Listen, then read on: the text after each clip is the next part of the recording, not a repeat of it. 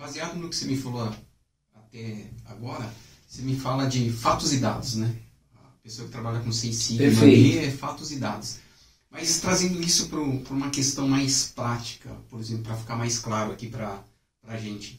Me fala uma situação em que uma pessoa ali que ela é formada no Six Sigma, ela agiria ali, e uma pessoa que não é formada, ela conduziria isso de uma outra forma. Por exemplo, dentro de um projeto que você já tocou já, e aí pode ser um projeto técnico ou não técnico, só um exemplo, só para a gente trazer isso para uma realidade. Né? Tá certo. Então vamos dar um exemplo aqui. Tá? A gente trabalhou em projetos de muitas das vezes aí de qualidade, né? Algum componente que apresentou algum tipo de problema, algum tipo de falha, e infelizmente não foi detectado dentro da nossa operação, chegou até o cliente e o cliente faz uma reclamação. Né? Então o cliente entra em contato dizendo, olha, eu recebi uma peça aqui, um componente, esse componente apresentou falha, eu preciso que vocês analisem aí e tomem uma ação, porque esses componentes com essa determinada falha, eles não podem chegar na minha operação, sob o risco da gente, inclusive, ter uma multa aí contratual com vocês, que vocês não podem me fornecer peças ruins. E a partir da entrada dessa informação dentro da organização, é muito comum o pessoal ali que não está doutrinado, né? Poxa, eu tive um problema aqui, né? Por exemplo, uma quebra de um componente. E aí a gente já tem aqueles pré-conceitos, né? Ou seja, o que gerou essa quebra foi uma falha que foi feita lá, por exemplo, num processo de montagem. Foi uma montagem mal feita. Montagem errada. Foi uma montagem errada, foi um torque inadequado. Então, assim, a primeira coisa é, vamos lá, vamos aumentar o torque, por exemplo, né? Ou vamos diminuir o torque, porque está muito apertado. Mas foi isso que causou o problema? Né? O profissional de Six Sigma já tem esse olhar um pouco mais crítico. Então, enquanto um profissional tradicional recebe essa informação e tem um impulso de tomar uma ação imediata, que ele não sabe se vai surtir o efeito ou não, o profissional de Six Sigma vai se preocupar em tentar avaliar se aquilo é de fato causado por aquela fonte imaginada. Não é natural do ser humano, né? Você recebe uma informação de que existe um problema e você já começa a pensar quais são as possíveis soluções. Isso é natural. O profissional do Six Sigma também pensa nisso, né? Não dá pra gente dizer que não. A diferença é o impulso em sair fazendo a modificação. Né?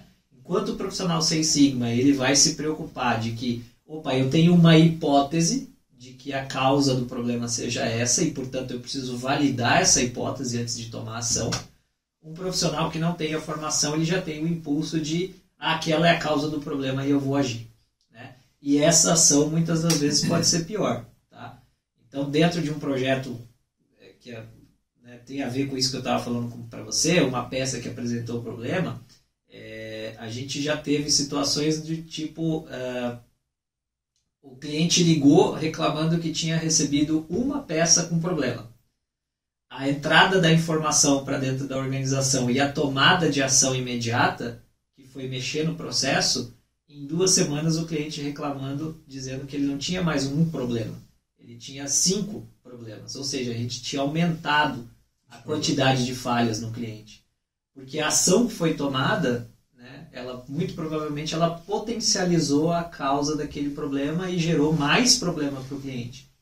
E aí que se foi abrir um projeto Six Sigma para tratar aquele problema. É interessante você falando isso, né? Eu estou na área da qualidade já há mais de 25 anos. E tem uma ferramenta que é uma ferramenta que a gente utiliza no Six Sigma, que é uma ferramenta de análise e solução de problemas. Certo. E é comum você sentar ali para preencher um relatório 8D com pessoas que não têm experiência. Elas buscam muito imediatismo, né? Então elas não querem fazer análise de dados. E aí é comum, porque se você pegar pessoas que estão ali, que fizeram um curso mais simples ali do Six Sigma, ali, o White Belt, Yellow Belt, né? Elas já mudam a mentalidade, né? E aí você percebe que, por exemplo, uma pessoa, a hora que você vai mostrar para ela o que é uma ação de contenção, uma ação corretiva, por exemplo, né? Uma ação de correção, a maioria das pessoas elas param ali na ação de correção, né? Então se você fala de qualquer coisa que aconteceu, corrige o problema e elas acham que já resolveu o problema, né? Então, eu consegui ao longo da minha vida... Quando chega, né? Quando chega, porque chega. Às vezes fica só na contenção, né? Não, e aquela ideia de que eu vou criar uma inspeção adicional, né? Então, a solução do problema é, não, vamos criar uma inspeção adicional, vamos fazer um cheque a mais, né? E isso não é uma solução, né? Isso vamos treinar as pessoas de novo. Vamos treinar as pessoas de novo. E é muito comum isso acontecer, de fato. A questão ali a gente precisa, muitas das vezes, quando provocado, né, o cliente tem as suas regras, inclusive. Você tem um prazo para retornar para ele com uma solução, né? Isso não pode ser impeditivo de você fazer uma boa análise de causa, né? Então, assim, a ação de contenção, ela não é mexer no seu processo a ponto de você mudar o processo, né? A ação de contenção é o que eu vou fazer para evitar que esse problema chegue até o meu cliente. Então, muitas das vezes, a inspeção adicional pode ser uma ação? Pode. Né? Fazer uma seleção de peças? Pode. Mas essa não pode ser determinada como a causa do seu problema, né? Você precisa entender o que de fato causou o problema. E para você poder fazer uma boa análise, você precisa realmente, né, usar dados, usar fatos, entender de fato ali o que aconteceu para causar aquela falha, o que causou aquele problema. Se eu mexo no processo antes de determinar essas causas, né, muito provavelmente eu não vou saber o que causou o problema e esse problema em algum momento ele vai se repetir. Né? Porque como eu não sei qual foi a causa real do problema, eu não tomei ação exatamente sobre ela, provavelmente. Eu posso ter tomado ação sobre um efeito, não sobre uma causa. E com isso, essa causa, em algum momento, ela vai voltar a atuar. Então, a gente só consegue, de fato, bloquear o problema quando eu consigo determinar o que foi que gerou aquele problema e eu controlo os fatores que geram aquele problema. Então, por exemplo, se eu tenho lá uma questão, né, vamos supor que a falha seja potencializada ali por uma determinada espessura de um componente, né? Eu preciso fazer uma usinagem ali, o componente tem que ter uma determinada espessura, né? Se eu eventualmente não consigo chegar naquela característica, por exemplo, um problema de alinhamento da máquina, né? Eu posso tomar uma ação de contenção ali naquele momento de dizer, eu vou desbastar um pouco menos para manter uma espessura maior. Mas a minha máquina está desalinhada. Se eu não descobrir que a causa do problema é o desalinhamento da máquina, em algum momento eu vou voltar a produzir, né? Porque essa informação de que a máquina estava desalinhada eu não vou saber. Eu vou eventualmente fazer um ajuste pontual ali no processo, imaginando que eu estarei resolvendo o problema.